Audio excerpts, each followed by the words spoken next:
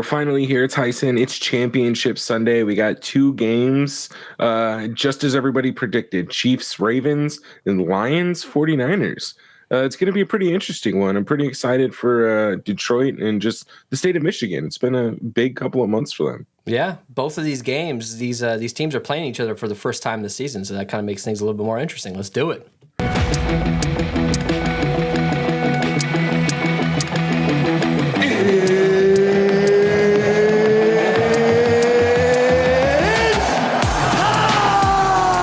What is up, guys? Welcome to the Edge DFS. My name is Tyson Smith, joined by Ellie Hernandez. Ellie, I was a little under the weather last week. We didn't really get to, I think we had like 4 shows planned, and I was just so dog shit sick that I couldn't do it. We did end up doing one show for the members, but we're back here, man. Championship Sunday, 2-gamer on Draftkings, a lot of big contests. We don't really have a lot of football left, man, as far as NFL goes. Obviously, we got UFL coming up in a few months, but hey, this is it, man. We're almost there. How you doing, Ellie? What's going on with you? Doing pretty good.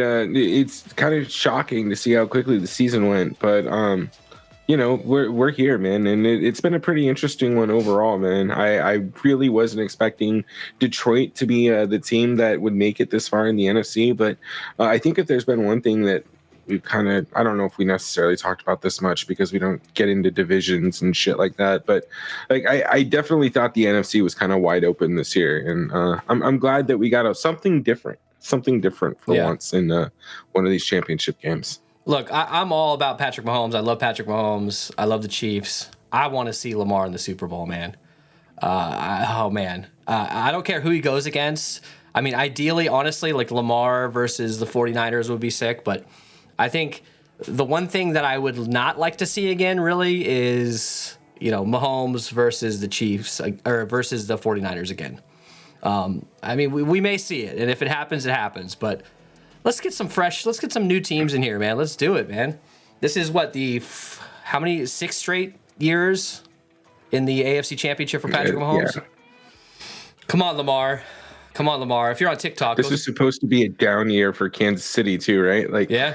I don't know, man. I'm with you. Pat Mahomes, Andy Reid, they're gonna have another 5, but he's on a 10-year deal, man. Like, they're gonna have plenty of opportunities to get a couple more. I think Lamar needs a Super Bowl, man, just so people will stop talking shit about him. I know. If you're on TikTok, go search Lamar Jackson Black Hole Sun. You'll have some entertaining a couple videos there. All right, KC going into Baltimore here. Another road game for Patrick Mahomes and the Chiefs. They proved they can do it. This is a little bit different of a defense though than the Bills at this point. Ravens, man, these guys are studs. Offensively, we know that Lamar carries them pretty much. We got maybe Mark Andrews coming back potentially. We'll talk about that in a little bit when we get to injuries. This is a 3.5 point spread in favor of the Ravens. It's 44.5 point total. We do have a little bit of a chance of rain, so keep that in mind. I mean, the weather has been dog shit across the board in a lot of these games, minus some of these dome games. But, I don't think it's going to be as bad as, we've seen, obviously. But keep in mind, as we're getting closer, keep your eye on that weather and the rain. What are your thoughts here, dude? Like, I really feel good about the Ravens winning this one. I'm trying not to let that cloud my judgment, just as kind of a fanboy over here of seeing Lamar in the Super Bowl. I mean, dude, it's how can we doubt Patrick Mahomes at this point? The defense is crushing. They got Pacheco going off still. But, dude, this Ravens defense is the real deal, man. First in points allowed this year, 3rd PFF rank with defense. Their run defense is maybe their weak point. But besides that, man, this team they're studs. So what are we thinking here, man? Yeah, I'm with you, man. Like, let me preface all of this. Patrick Mahomes is probably the greatest quarterback we've ever seen, and he will end up being one of the greatest that we've ever seen, right? Tom Brady won a bunch, that's something, but Pat Mahomes is Pat Mahomes. So I wouldn't be surprised if he's able to win. He has an excellent defense, I think I want to say all that, but I just think the Ravens are a more complete team at this point. They're peaking at the right time of the year. Their defense has just pretty much been lights out for the entire year, right? Nobody's necessarily been able to score a bunch of points against them. And that's really what it comes down to. They're the number one scoring defense in the NFL. And they're playing at home. Lamar Jackson's been unstoppable. I think, I don't know, like, see, this is why I like the NFL though, because like I think some of this narrative stuff does kind of matter, right? Lamar Jackson, that offense coming out fired up, pissed off. Like I don't know, man. He feels like he's got something to prove, and the other touts might call me stupid or whatever, but like I still think that shit matters. Like this is football. Like wake up, fired up. You can actually steal something from another team, and this would be a pretty big statement game for Lamar to win. But anyways, I digress. I do think Baltimore wins this game. But I wouldn't be surprised if Patrick Mahomes pulled another one out. Baltimore, pass defense, first in rating, first in yards per attempt, held opponents to under 20 points in 5 straight games. They're solid against tight ends, second in rating, held receivers to a low rating, third in rating, and first in sacks, fourth in quarterback hits. And, look, the Chiefs, they're no slouches either on defense. They've played really well. We can't discount that. We have the top 3 teams in points allowed this year are playing on Championship Sunday. That's got to mean something, man. Defense, baby. Chiefs defense holding tight ends to 7th lowest rating, and they're second in sacks. The other thing here is, look, when we talk about when we talk about the Ravens defense, we think about the 2 stud linebackers, great, obviously, just overall, but we think of Kyle Hamilton as well, and that doesn't really bode well for a guy like Travis Kelce, potentially. Hamilton said he'll be part of the plan in defending Travis Kelce, but says it'll be a team effort. So, look, just because this is a tough matchup for Travis Kelce, I'm not discounting his ability to score a touchdown in this game and be useful for fantasy purposes. But it's a tough matchup, let's just be honest.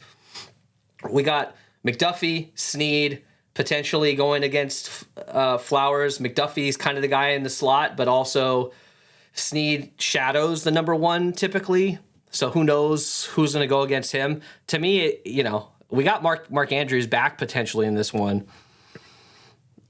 Before we get into it too much, thoughts on this Mark Andrews situation? If he comes back, are you interested in getting to him with the unknowns about, maybe he doesn't play that much. He hasn't played in like 10 weeks. He's been out for a while. Are they going to use him, sparingly with how well Likely has been playing? Let's talk about that briefly. What are your thoughts on Andrews, man? He's the number 1 option on this team. Even with a guy like Flowers and some of these other pass catchers, it's still Mark Andrews is the stud pass catcher here. So we gotta talk about him. Yeah, I think they're going to kind of ease him back into the offense. Like everything that I can see was like he had a slight fracture in his bone and his severe ankle, or I don't know. So like there's reasons to be somewhat skeptical about his return, and the way that the offense has been clicking without him. I think they might kind of use him sparingly and just see how he kind of fits into the offense. That said, I also have no idea. So like what is it? It's Thursday night. As we get closer to Sunday, like there's no competitive advantage for these teams to be letting on any of their injury news earlier than they absolutely have to. Yeah, this is the playoffs. This is when everything matters. So I wouldn't be surprised if they're playing this a little close to the hip.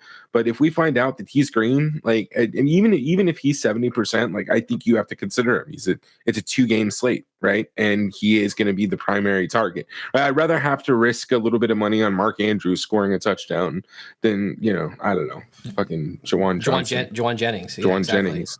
Exactly.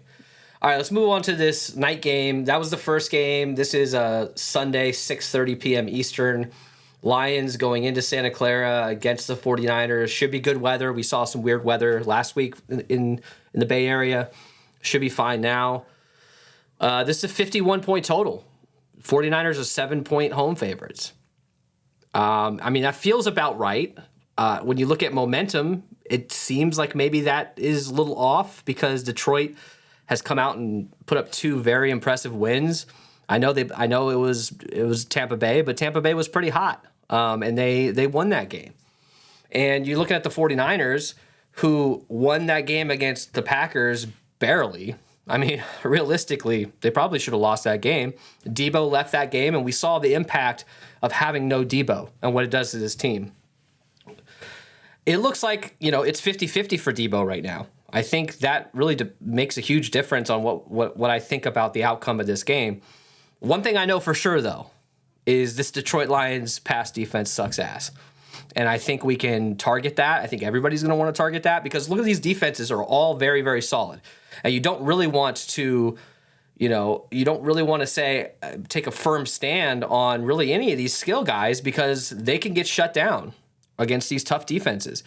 But against Detroit, against, Sutton, this defense is not looking too hot. They're 24th in points allowed this year. I think that's the clear weakness. Now, their pass rush has looked a little bit better, and their run defense has looked good this year. We know that's one of their strengths, but even that has not been as good as we expected it to be. Their run defense. So what are you thinking here, man? This feels like a Brock Purdy with CMC. Especially if Debo's out, Ayuk, Kittle, massive stacks, run it back with a guy or two. This feels like this is the game to stack. But look, we're talking about a 2-game slate here, man. Like we're gonna have to stack both games, but this is gonna be the chalk stack, realistically.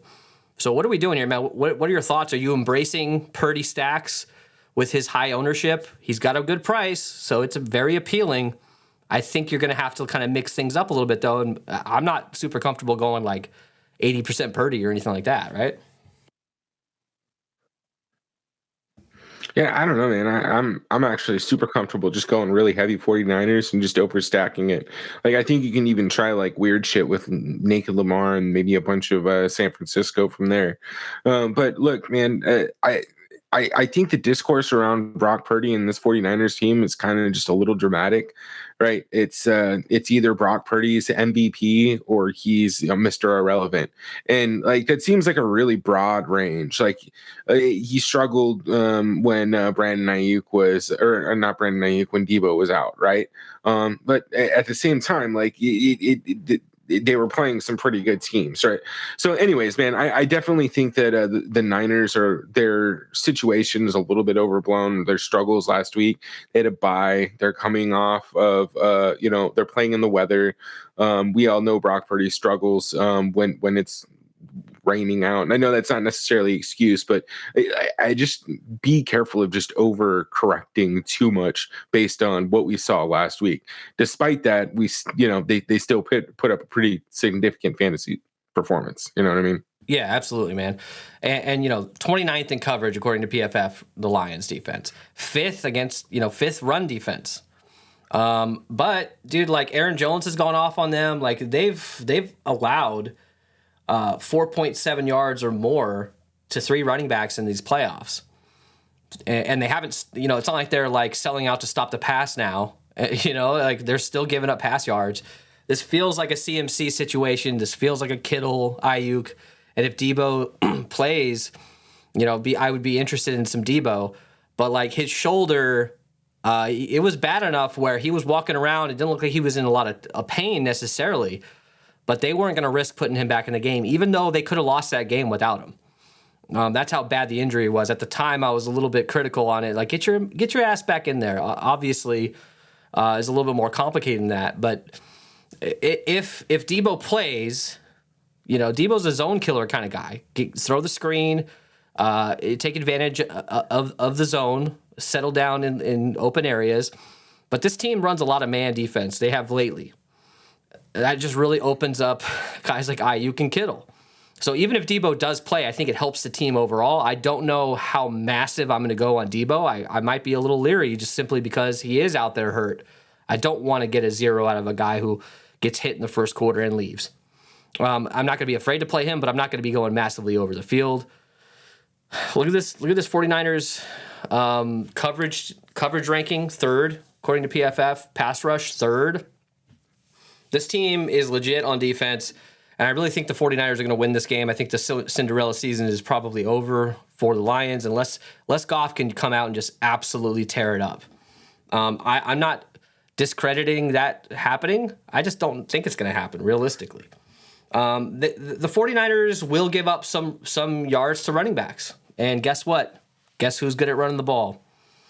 This Lions team. It's something we got to think about. Gibbs and Montgomery versus Greenlaw Warner.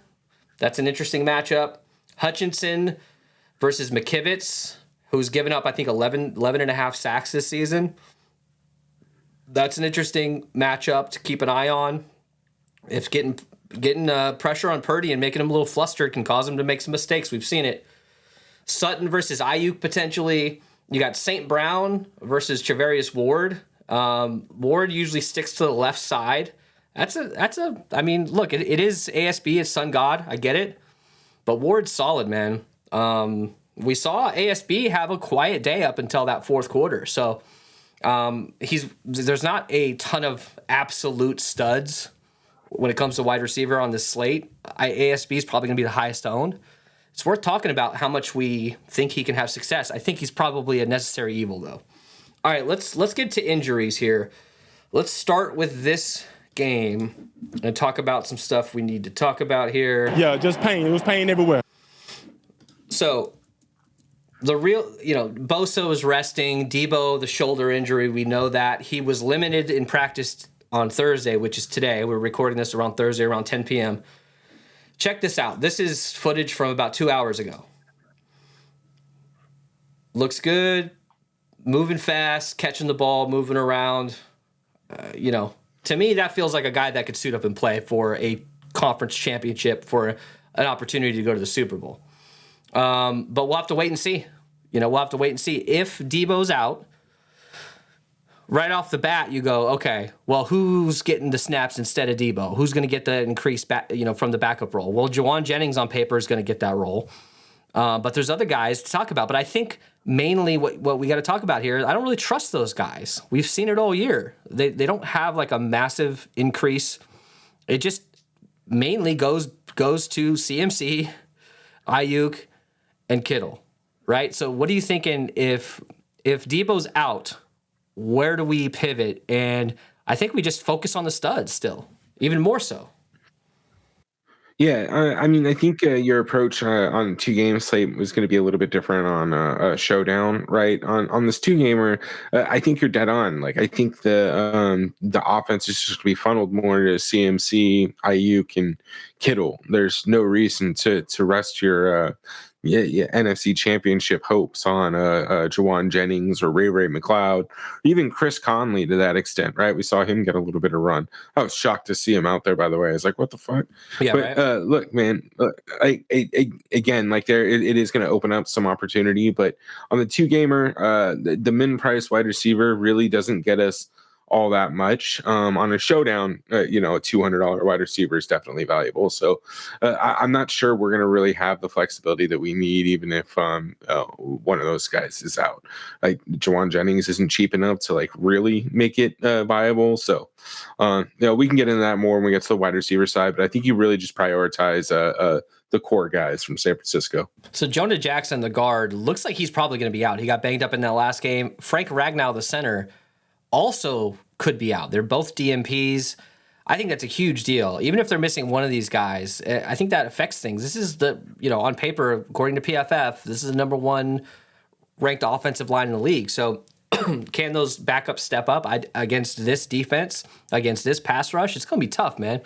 If both of those guys are out, I don't know, man. I think that makes a huge difference when we're looking at inactives. If you see Jonah Jackson and Frank Ragnow being out, I think that really, really affects Detroit's offense so much that I think that they, as soon as I see that, I might just go massive blowout stacks potentially. I know that sounds a little, like I'm over exaggerating, but having two of your best offensive linemen out is a huge deal this late in the season.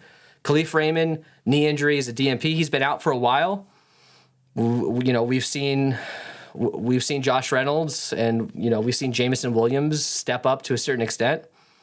If Khalif Raymond comes back, it kind of muddies the waters a little bit. We'll talk about that a little bit more when we get into wide receivers. Let's go to this other game. Let me zoom out here. Here we go.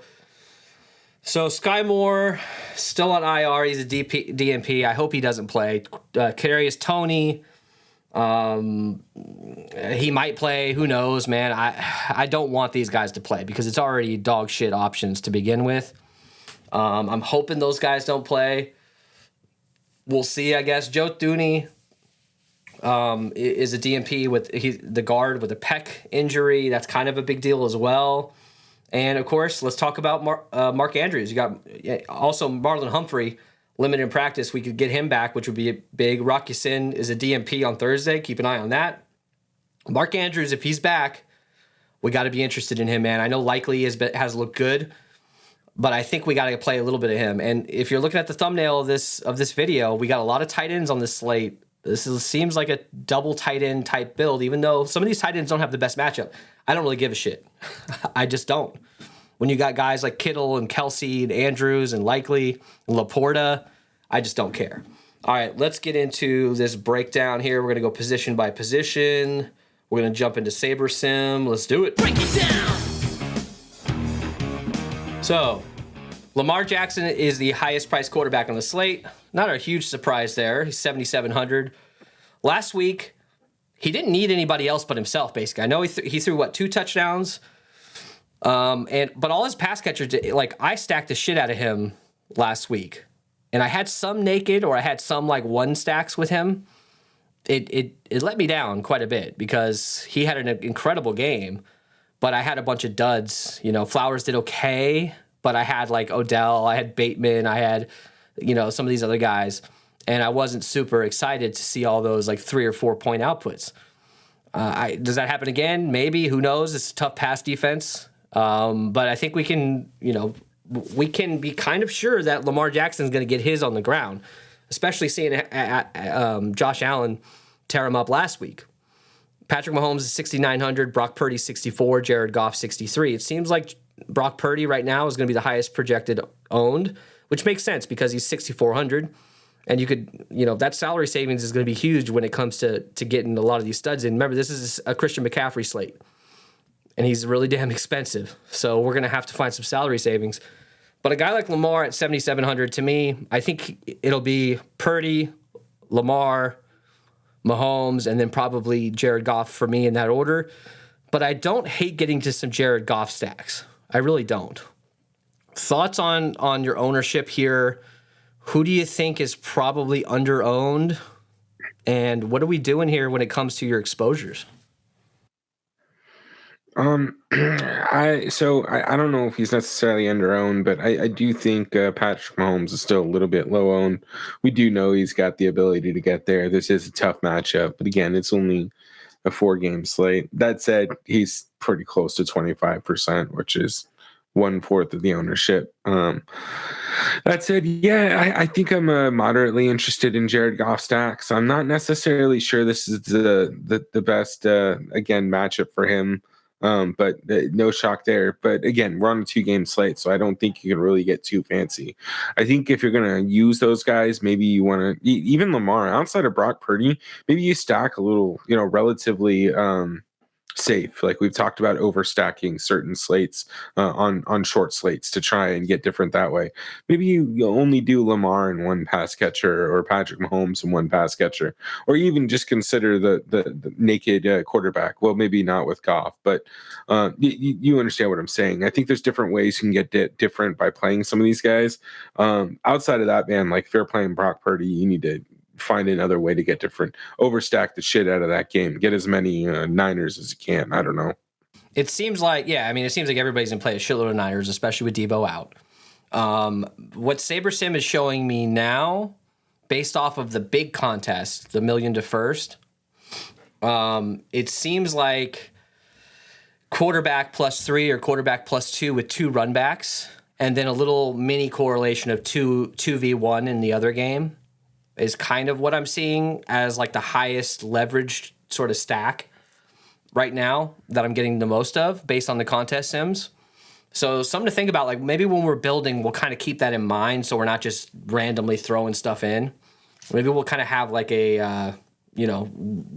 be a little bit smarter when we're hand building just so we kind of keep to the right structure. But I think you got to get to all these guys. Brock Purdy will be my highest owned. I think followed by Lamar Jackson, and I won't go super massively heavy on Lamar Jackson passing stacks, but I'll get to some. Aguilar, like I'll try to get a little different. Maybe, likely Flowers, Flowers, Aguilar, Bateman even, Andrews even, but I don't know that I'm getting to 3 along with him. Maybe even messing with the run game too. Maybe Lamar and Justice Hill or something. Could be an interesting way to stack this game. Let's go to running back. Sorting by salary here. Christian McCaffrey is $9K. Amon-Ra is $7,900. That's where we're at here. CMC, you're probably going to expect him to get at least a touchdown. This is a guy that gets you probably 20 fantasy points even on a bad day. And look, hey, guess what? Detroit's run defense is pretty tough. But, dude, last week James Cook was getting like 6 yards a carry. He didn't run the ball a lot. Not James Cook, sorry. Rashad White, my bad. And even Chase Edmonds was getting opportunity. As well as this team just doesn't seem like they're like massively like I'm not going to play Christian McCaffrey because they have a good run defense. That's not popping in my head. He's going to be 65-70% owned.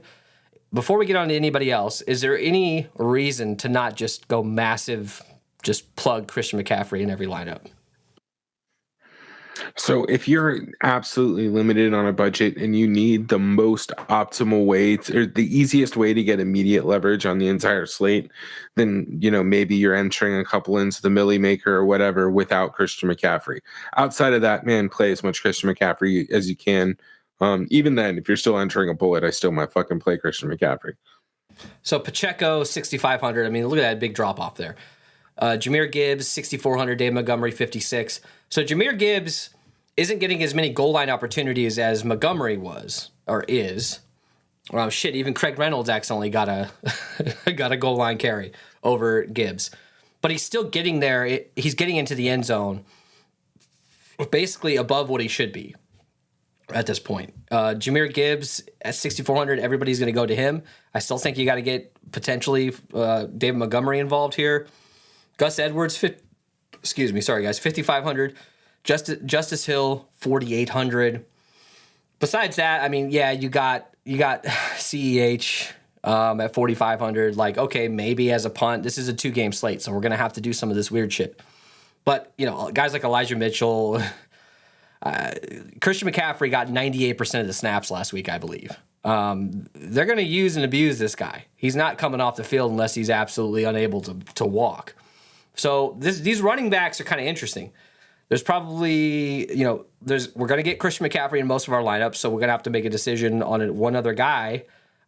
We have potential better lineups with 2 tight ends, potentially. And I think guys like Gus Edwards and Justice Hill might be I might be a little under the field, unfortunately, on him, but I'm going to try to boost them up as much as I can to get them. Who do you prefer here? Jahmyr Gibbs, Montgomery? Are you interested in any double handcuff builds on a 2-gamer? And if you had to pick between Edwards and Justice Hill, seems like Justice Hill's trending up a bit. Yeah, man, it looks like Justice Hill's getting a lot of work in third down role, or at least passing down situations. I'm sorry, not necessarily third down. But look, that's what we're looking for in DFS. And at 4,800, that's a solid value play. To your point, I don't think I'm going anything lower than him just because it's not necessary. I think I'm leaning Justice Hill over Gus Edwards, but even then, like the 10% ownership discount on Gus Edwards, he could easily fall into the end zone twice. And then look, man, Jahmyr Gibbs, David Montgomery handcuffs, probably not necessary. But if you really want to think about it, if Detroit is going to win that game, it's going to be because those two kept the ball out of San Francisco offense's hands, right? So like they could easily combine for fucking 4 total touchdowns and do some annoying bullshit. That said, I'm not going to be doing that. But I think it's Christian McCaffrey plus one of the, next 5 guys from Pacheco to Hill. Outside of that, not getting too crazy. And even then, right, like I might end up with a decent amount of Hill just because I don't know how much value that I'm necessarily comfortable with on this slate so far. Yeah, it feels like just pay up for CMC, grab, Pacheco, Gibbs, Montgomery, maybe a little bit of one of these Ravens running backs, especially if you're doing Lamar stacks. I think I like pairing one of these running backs with Lamar as well. And then, just call it a day after that. I don't think there's a whole lot to overthink here. Wide receivers, Amon-Ra, 7,900. Debo, questionable, 7,300. Ayuk, 69. Rashee Rice, 65. So look, Rashee, he's quietly crushing. I mean, he's looking good. Like, this is a guy, I know the last week he didn't really get there. It feels like you probably want to have like one of these guys from the Chiefs in your lineups, either Rashee or Kelsey. But there's not a million dudes jumping off the page. I think it's going to be very stack heavy when it comes to one-offs. Obviously, Ayuk, Amon-Ra St. Brown are probably the ways to go. And if Debo plays, maybe a little Debo as well as Rashee Rice. But when it comes to one-offs, like, I'm not super excited to be jamming in Odell Beckham without his quarterback. Same with Josh Reynolds. I know Josh Reynolds is 4K. He had a touchdown last week, but I think he was 37 last week. I got to a shitload of him. So he's still in a favorable position. Obviously, if Khalif Raymond comes back, that might eat into it a little bit.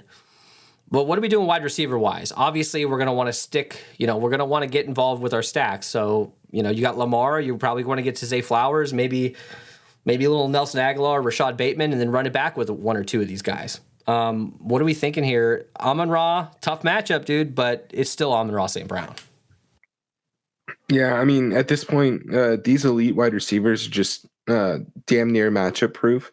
I mean, we can actually remember the 1 or 2 weeks where he's underperformed, and that's because he underperformed only 1 or 2 weeks, right? So I think that's just anecdotally notable, just off the top of my head. Obviously, I don't disregard Deebo Samuel. I know he's grayed out, but that's just because we're still questionable on his status. He didn't play last week. If he plays, I'm gonna have a shitload of him.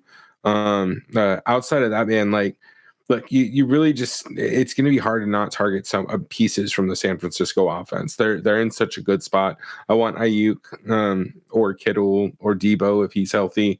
And then I think that really one of the next big decisions is like what we're doing with Kansas City. I really like Rashee Rice, and I know that he's been trending upwards a lot in just his overall target share. Like, he's by far second on the team in targets. It's Travis Kelce with 133, and Rashee caught up pretty quickly towards the end of the season there. He is finished with 114, right? So like, that's pretty significant considering how infrequently they were using these guys early on in the season. So I think what we saw last week is that Patrick Mahomes is just going to rely on what's worked his entire playoff career, and that's to feed Travis Kelce. So I think you can kind of consider maybe potentially coming in a little under the field on Rashee Rice and maybe getting a little more exposure to some of these other guys in there. I know I rambled a little bit on that, but that's really kind of my plan there. And then beyond that, I think you really just got to take, to your point, take these other guys with their quarterback stacks and not running naked Juwan Jennings. If Deebo Samuel's out, then I'm going to do Purdy, Juwan Jennings. Probably not going to have him by himself. You know what I mean? Yeah, dude. Juwan Jennings is 4,600. I mean, yes, I get the matchup, but it's still Juwan Jennings. I know he had a couple big catches last week. He's kind of very touchdown dependent or big play dependent. And to me, I'd rather just go down to Josh Reynolds or punt completely and just go down to like Bateman or MVS or any of these randos down here.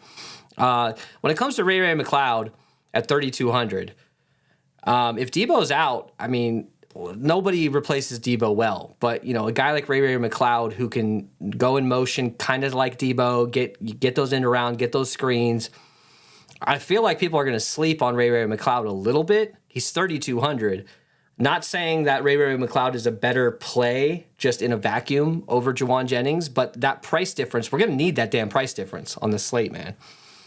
So I don't mind getting to a little bit of Ray McCloud in the LF, what do we call it? Large field or let's fucking go GPP.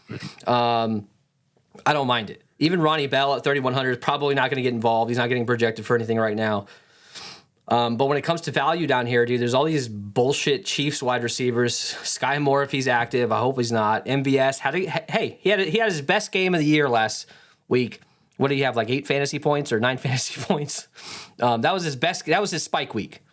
He's 3,400. Justin Watson is one of these touchdown dependent big play guys.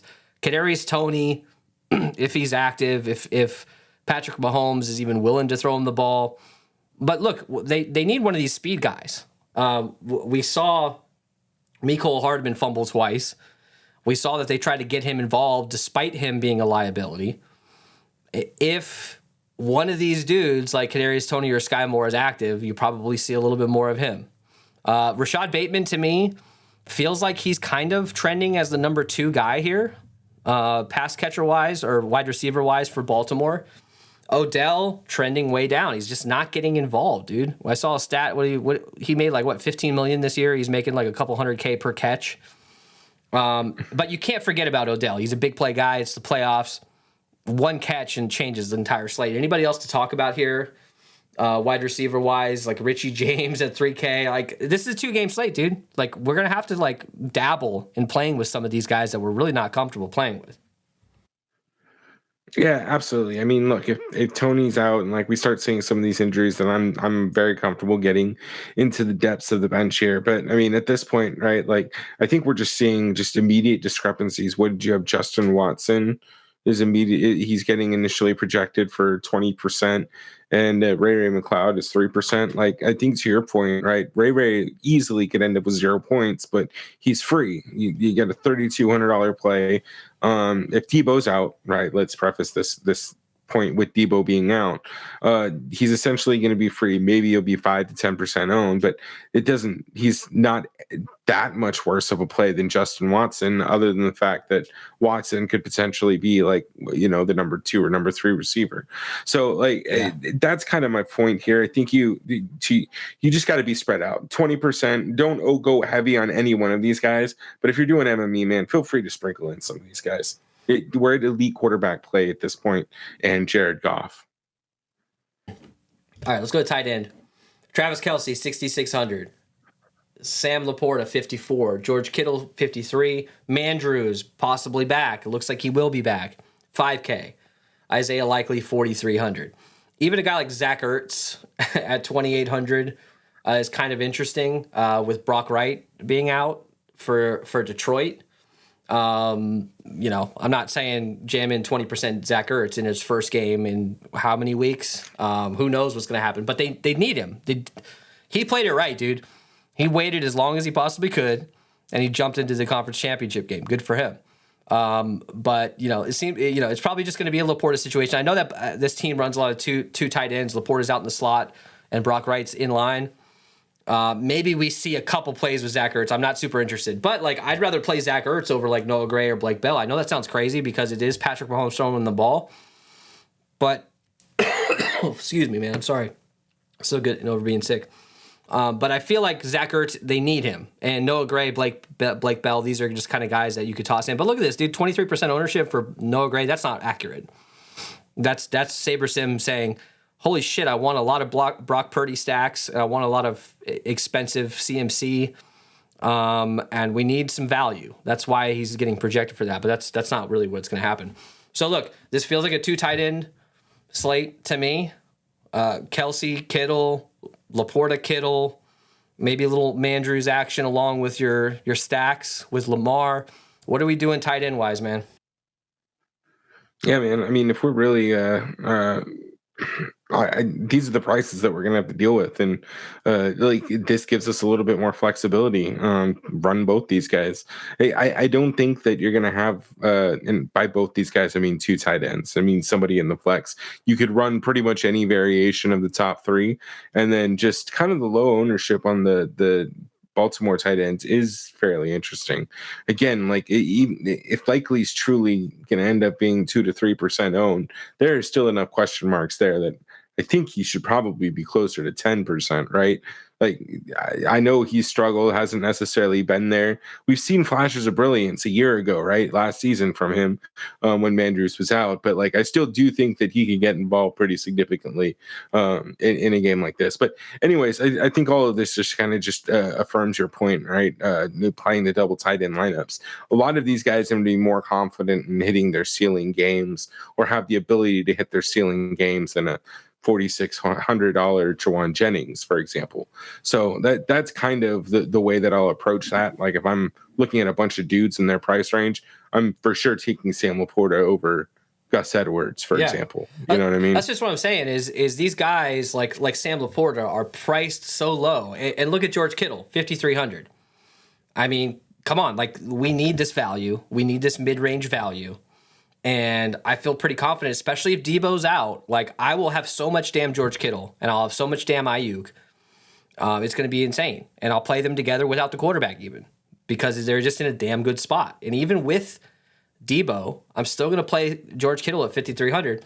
So that makes me really, like, want to play double tight ends. And I think a lot of the field is going to do that. So if you want to get different by doing that, if you're going to go chalky stacks, maybe you want to get 3 running backs. Who knows? But it just feels like on paper that's probably the way to go. Defense. 49ers, 3,300. Ravens, 32. Chiefs, 29. And then you got the Lions defense at 2,600. Now, initial runs on SaberSim, I've got way too much Lions. Like, I'm not going to play that much Lions defense, but because they're so damn cheap. And their median projection, which doesn't mean a whole lot, I get it, is kind of close to the Chiefs here. Look, it feels like any one of these defenses can go off, minus maybe the Lions. But still, we could see some turnovers from the Lions as well. We could see a pick 6 from the Lions. We could see a scoop and score from the Lions. We've seen Purdy have trouble with turnovers. So where do we go with defenses here? This feels like probably a spread out situation, but probably seems like we want to target Baltimore as like the chalk defense potentially. But look, that's still going up against Patrick Mahomes. It's still not very comfortable. So where are you going, dude? Yeah, I mean, I'm still targeting that first game. I mean, obviously, you got 2 pretty solid defenses, and those teams have been carried pretty significantly, despite having 2 of the best quarterbacks in the NFL, right? They've been helped very significantly by their defenses. That said, like, one thing I'll be paying really important injury information you brought up at the beginning, right? If all of a sudden the Detroit Lions are missing their starting center, like specifically their center, like I might just stack the shit out of it or just overload the 49ers defense. Like that's not good for Jared Goff at all. That's how you end up with fucking turnovers, man. Like those are scoop and scores. Those are pick 6s because you're getting destroyed in the pocket. So yeah. Again, hop in the Discord. That's some shit we'll keep you guys up to date on up to an hour before lock. Whenever that information goes out, we'll post it in there. And obviously we'll share our strategy changes, if there are any, when we get that news before the game starts. All right, Ellie, let's look at value here. I know we've talked about it, but if people are jumping around a little bit, to me, without Debo out, we're seeing a massive projection for guys like George Kittle, basically all the 49ers here and Lamar Jackson here. Mostly, when I crunch, 5,000 lineups out for big tournaments and I contest sim the big tournament, you're just getting to a massive shitload of that night game, the NFC game. When it comes to value here, obviously, even guys like Christian McCaffrey at 9K are still pricing out well. But when we say value, we're looking for cheap guys, right? So who jumps out to you? It feels like guys like Josh Reynolds are still in play. Even a guy like Jameson Williams, who's busted quite a bit lately, but still on the field a lot and still has home run upside. Who jumps out to you value-wise, man?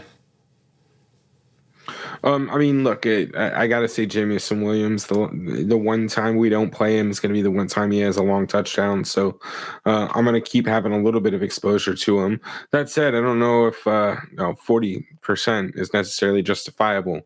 I still think you should probably be closer to 10 to 15% yeah. on a lot of these guys, man. Yeah. But like, look, Rashad Bateman is still cheap, right? You got Lamar Jackson throwing him the ball. He just needs to get on the same page. So Like I still think you got to consider some of these guys that are like permanently just stuck in this 36, 3,700, 3,800 price range. What's Nelson Aguilar? He's still 3,800. Yeah. Right. Like I'm not getting crazy with him. I don't think that he's going to keep scoring touchdowns, but at the same time, like I don't think anybody else is. Nobody else thinks he's going to do that either. Right. And it really doesn't matter that he scored touchdowns previously. He's still viable and in play. But look, these guys are fine. 3,800. I think it's still better than overcommitting to 4,600 Juwan Jennings. Yeah, a guy like $3,700 Reynolds last week. I had like 90% of him. Going up against that defense, It was a good matchup. He ended up kind of getting there. I mean, for the most part, he got a touchdown. He got like 10, 11 fantasy points. There's no one on this slate right now with the injury news we have that really jumps out to me as somebody I'm getting to massive amounts of as far as over the field for cheap guys. Let's go to our lineup builds, dude. Let's start building a couple lineups together. I should do this first too. So let's build our single entry. It feels like to me the route to go is going to be Brock Purdy. I mean, everybody in the Brothers sees this 30th opponent rank. And, it makes sense. Like, he's probably going to have an opportunity to sling the ball quite a bit and be pretty efficient. So let's plug him in. Let's plug in CMC. This is a hand-built single entry, maybe the $100 single entry that we're building for, not necessarily like a $5 kind of single entry with a shitload of people in it. It's more of a GPP type build. All right, so Purdy, McCaffrey, let's say Debo's out. I mean, is this a situation where we're getting to Kittle and Ayuk, or is this going to be one or the other? For cash, I think we just sit with Kittle. All right. Maybe we get to Ayuk if we can afford it. Who's the other running back you want to go with? This is a Pacheco situation, I think, right? Yeah, that works. All right. So I don't think, like, based off of me hand building quite a bit here before the show, it doesn't seem like we can get to Amon-Ra St. Brown in a build like this, but let's try it and let's just see what we're working with. So we got 3,700 apiece with the defense. You want to jam in a defense first here? You want to go like probably. Chiefs? 2,900 Chiefs or 3,200 Ravens? Probably the Ravens for a single entry. Yeah, I mean, you could flip a coin probably. Start with the Ravens. If we need the $300, we'll go down to the Chiefs. All right. So now we've got 2 wide receiver spots and a flex. So let's do this. Let me actually put Kittle in the flex just right off the bat, since he's that night game. And then we got another tight end spot to grab. So Laporta here? Laporta? Yes. I mean, if we could afford Kelsey, like Laporta, man. Like maybe, but let's go Laporta here. And now we've got 3,100 apiece. So this is not a very comfortable place to be. If you wanted to go chalk, but look, like, what's his bucket? Juwan Jennings is 4,600, and I don't really like him that much anyways for a cash build. So this to me is kind of, I don't know if this is the way I'm going. Maybe I don't need to go 2 tight ends for cash. I don't know. But Amon-Ra St. Brown, let's pull him for this. Let's pull him. Let's go down to maybe Rashee Rice here. Yeah, that works. Now, I'm not super comfortable not getting to any Baltimore at all right now. I think they're going to win the game. So that probably mostly falls on Lamar and his legs, but he can pass the ball too. So maybe can we get to Zay Flowers or something? Is this a Aguilar situation? Remember, this is a 2-gamer, so we're going to have to get a little uncomfortable. I think that's okay still. Well, what do we do? Yeah, maybe Aguilar.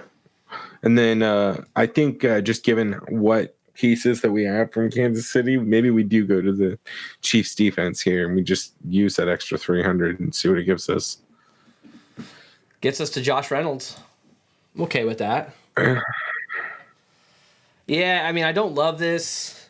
I really don't. Let's go 1 tight end and see what happens here. Let's go Kittle, and in the flex, let's see what that does for us. Montgomery. So there's a situation, Laporte is still right there, but Montgomery, Edwards. You know, I don't hate a Montgomery situation, but I'd probably rather just stick with Laporta here. I don't feel very super comfortable. I really don't. Let's look at SaberSim. Let's look at kind of some of the stuff they're spitting out for single entries here. Just get us on the same page. This is for the 250K SPY. So here, let me zoom out a little bit here. So top lineup right now, Purdy, Gus Edwards, McCaffrey, Zay Flowers, Reynolds, Williams. Look at all these 49ers. Kittle, Ayuk, 49ers. And it's interesting. We've realized with these single entries, SaberSim loves to treat these as just straight up GPP builds and go heavy stacking, which is fine. I've had good success with what SaberSim spits out for single entries. You got something similar here. I mean, it's like in Gus Edwards. I don't know that I would go that route, but look, you got Gus Edwards in almost all these. Purdy, Pacheco, Montgomery, Rice, Ayuk, Reynolds, Mandrews, Kittle, and then look, you see in some Lions defense just simply because they got to fit him in. Although there's 4,800 left. That's kind of strange to leave that much money on the table and not go to like the 49ers or Ravens defense. It's kind of interesting. All right, let's start building some GPP lineups here. This is where the fun happens. So let's go Mark Andrews, right? You want to go like Andrews and like Justice Hill and like one pass catcher? Yeah, I actually do like Justice Hill a lot. Throw in McCaffrey too while we're doing this though. Yep. Who do we want pass catcher wise? You want to just go to Zay Flowers right off the bat? Yeah. All right, so we got a decent amount of salary left. So we got a quarterback +2 with one run back. Do you want to get to Kittle or Ayuk here? Can we let's do Ayuk and then let's do Kelsey and let's just see where we're at. Yeah, sorry, we don't have a run back. My bad. I mixed that up. Let's get a run back here with Kelsey. Let's get to Kittle in the flex. Throw him in your flex spot. Let's get to Ayuk. No, I can't do that. We absolutely can't. So this is going to be maybe we got to do three stack with Lamar here and get Bateman or Aguilar or one of these dudes, or even we can't get Likely, but Rashad Bateman. Let's get our defense first. Do you want to go San Francisco here? Yeah. 3,900 for the last wide receiver spot. You got Jameson Williams. You got all these dog shit KC guys all in the same spot. Look at this. There's 4 dudes, right, all clustered together in the basement. McLeod, any of these guys. What if we went? Yeah, Aguilar's 3,800. I use your best judgment here. But we got Lamar Jackson, Justice Hill, McCaffrey, Flowers, Bateman, Kelsey, Kittle, 49ers, and then we have an open spot here. What do you want to do next? You want to build one more? Yeah, let's do a Jared Goff GPP build. All right. Do you want to pair him with a running back? Yeah, let's do Gibbs, and then let's try and build with St. Brown if we can. It's really tough getting to him. It is. It really is. We're gonna have to go out of our way to get to him because I don't his ownership will be there, but I don't know that it'll be where it should be. Goff, Gibbs, Amon-Ra. Let's get 2. We can get one more guy too. We probably want to. You want to get to Laporta? Yeah, let's do Laporta. And then, is there a value we like? Are we still comfortable with Reynolds? Is he cheap enough? Yeah. Assuming Khalif Raymond doesn't play. That's fine. I mean, let's talk about this. We've got a quarterback +3 here. Is that too much for going up against San Francisco? Yeah, I think we might be fine. Let's get a run back from San Fran first. All right, so let's just go Ayuk here. Let's go Ayuk and CMC. Right, so we stacked the absolute shit out of this game. Nice. Let's get a defense from the other game, potentially. We don't have to, but it's easy. So what do you think, Chiefs or Ravens here? Let's go Chiefs. I don't know if we're actually going to be able to make this work. No, we're not. Yeah. So instead of Laporta, we're going to have to go to one of these dudes like Jameson Williams. You know what I mean? Or, Khalif Raymond if he's active, any of these guys. So now let's go to Chiefs defense.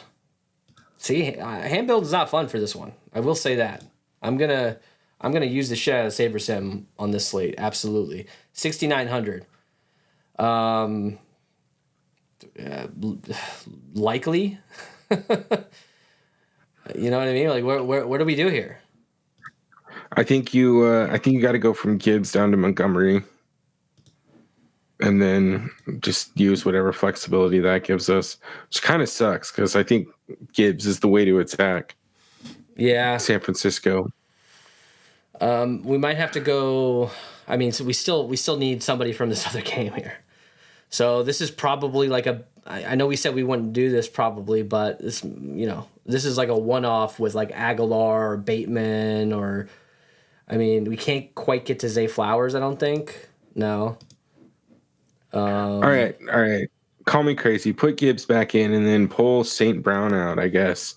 And let's go with Laporta as our primary pass catcher for Goff. All right. 2 wide receivers left at around 3,700 piece. So we're going to be in this Aguilar, Jameson Williams, Bateman, or shitty Chiefs guy. You want to get to one of these shitty Chiefs guys? Same thing. Yeah, throw in MVS and then what? What does that give us? Aguilar. Yeah, same shit. So it seems like to me, what I learned is it's hard to get to ASB. So if we could find ways to get to ASB comfortably, I'm going to try to. It's a tough matchup, don't get me wrong. I think we obviously are going to want to attack the 49ers offense going up against that Detroit defense and their secondary. So I think one thing we should do a better job of when we're actually building is if we need one-offs, just automatically default to the 49ers pass catchers. I think that's probably the way to go. And don't lose track of this first game. There's going to be some points put up there, man. We got 2 massively badass quarterbacks in that first game. And yes, their defenses are probably going to carry these games. But I think we can't forget about the skill players from that first game. What'd you learn, dude?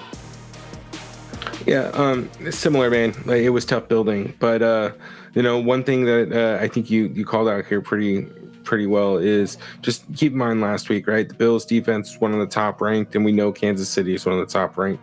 Both offenses were efficient and put up a shitload of points and hit the over.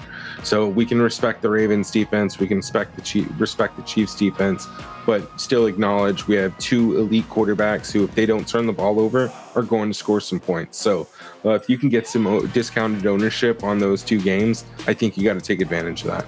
I think what I'd like to do is stack the shit out of the first game and then fill in pieces from that second game with all the with the studs and some value.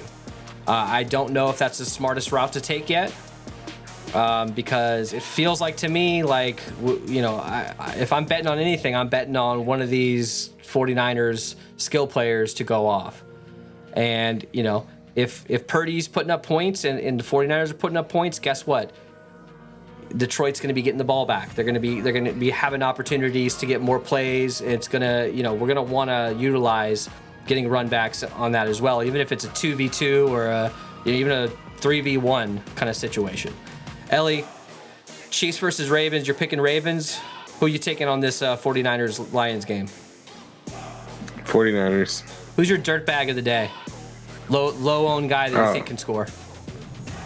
I'm gonna go with Mark Andrews, man. Yep. The Ravens tight ends. I was thinking the same thing. I'm gonna take Justice Hill. I think he's gonna be relatively low-owned. Either Justice Hill or a guy like Gus Edwards, I think, gets in the end zone. Both of those guys, I think, will be relatively low-owned. We appreciate you guys. We're gonna do a showdown slate shows for each of these games. Expect that over the next day or two. One of these games will be public. The other one will be for the YouTube members. If you guys want to join that, YouTube members help support the channel. Click join down below. Once we get into the off season, we're going to transition into UFL and spring football. We'll have a ton of content for everybody as well as for members. We appreciate you guys. Throw us a like on the way out. Get us to 100 likes on this video. See you guys later.